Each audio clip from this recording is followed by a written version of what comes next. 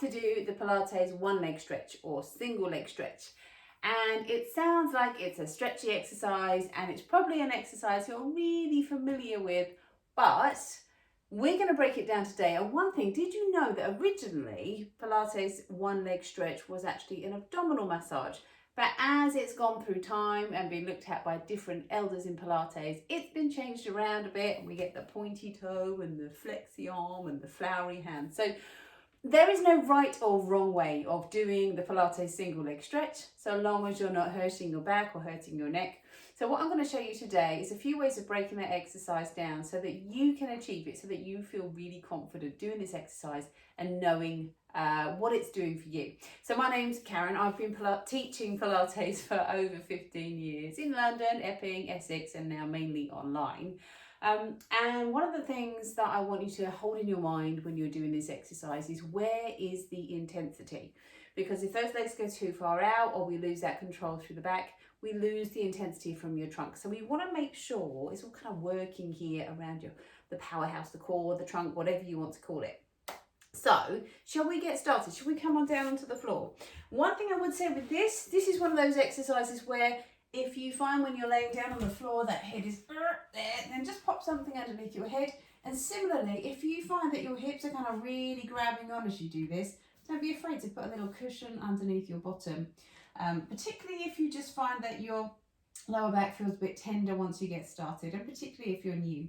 So we're going to just start here thinking about the position of our back, and I want you to feel that those ribs connect with the floor, and so does the back of the pelvis. So we're not really forcing that lower back down into the floor, but one thing I do want you to feel is that you've got an openness through the lower back. So we're not tucking under, but the lower back is long and open. And I'm going to show you, first way that we're going to do this exercise is lying down. So keeping the head and shoulders nice and relaxed, and really focusing this work in the tummy. So we're going to just lift one leg up now. We're going to let that leg come on up towards the ceiling. First thing you might find, if you're not very flexible, is that you need to bend that knee, and that is cool.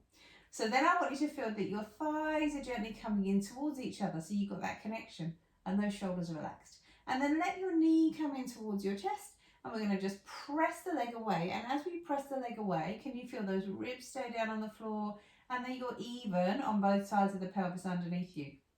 If you just let your hands go onto your tummy, can you breathe out now? Feel the tummy comes away from your hands. And what you'll notice then is you get that intensity through the tummy, but we don't have to force that back down. So we're going to breathe in, bring your knee in, breathe out, take that leg away. Now let's try it on the other side. It's half the move. Let your knee come up and out. And again, feel that evenness.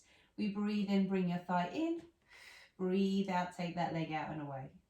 Breathe in, bring your knee in, breathe out, take that leg out and away. Should we do that again? In and out with that leg, drawing that tummy down, and then let your feet come back down and on towards the floor. So then we want to start thinking about lifting both knees up. So if you let your knees lift now, one and then the other. Now I like us to start in this exercise with these thighs actually coming in towards us, because if we're there, you've already got to work really hard on that pelvis position, feeling that back's in the right place. If you let your thighs come in here, it's just a little kinder on feeling that position. So still back of the pelvis is down, ribs are down, neck is relaxed. And then just let one leg come in towards you as the other leg comes out and away. And we're going to breathe in, bring your knees in. Breathe out, draw the tummy down, let the leg come out. Now, as I said, there's no right or wrong way to do this. I like to play around with it depending on what we're trying to achieve, what I want you to learn, and what I want your body to do, or how my body's feeling when I'm doing my own Pilates practice. So from here now, we breathe in, bring both knees in. Breathe out, bring that leg out and away. There's no such thing as Pilates police. Exercise is about making you feel nice, yeah, and in improving and working on your current where you are and just progressing. So breathe out. Some days it's just you want to do something to make you feel nice. You don't want to progress. You want to just feel good. Breathe out, let that leg come out and away, and bring your thighs back in again. All right. Now let's just up that a bit more. So we're now going to alternate those legs. So the breath changes. So now we want to think about, okay, I'm going to have one breath in here and one breath out there. So what I'm going to need to do now is really know how to stabilize my core even when I'm breathing in.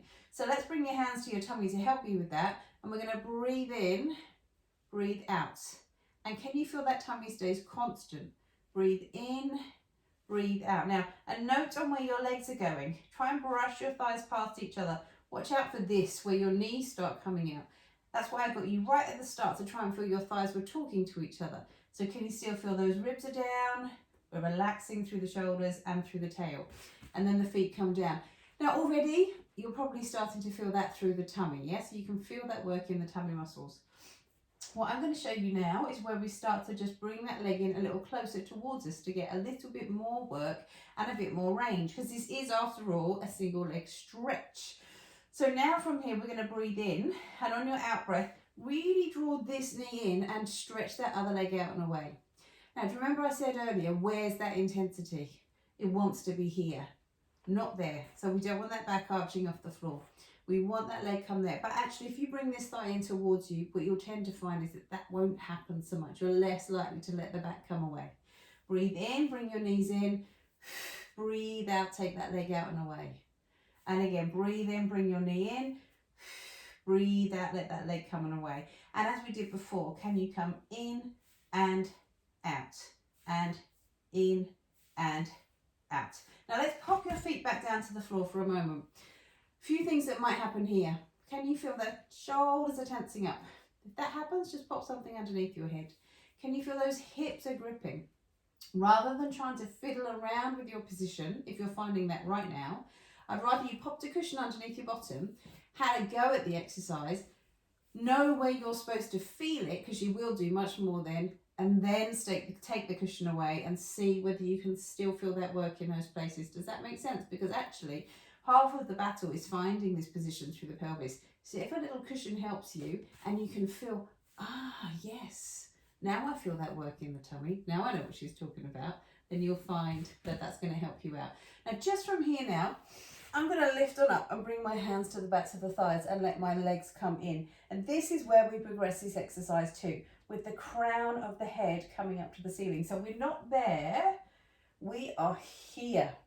And then as you come into that exercise then, breathing in and out and in and out. Now with that head and shoulder position, we want to really make sure we're not taking this in the neck, and we're literally lifting all of the ribs off the floor, which is why I like to use those legs as a guide. Now I'm going to cover that head and neck and shoulder position in greater detail in another video. So if you want more information on that, subscribe or just ask a question and I'll make sure that you get that.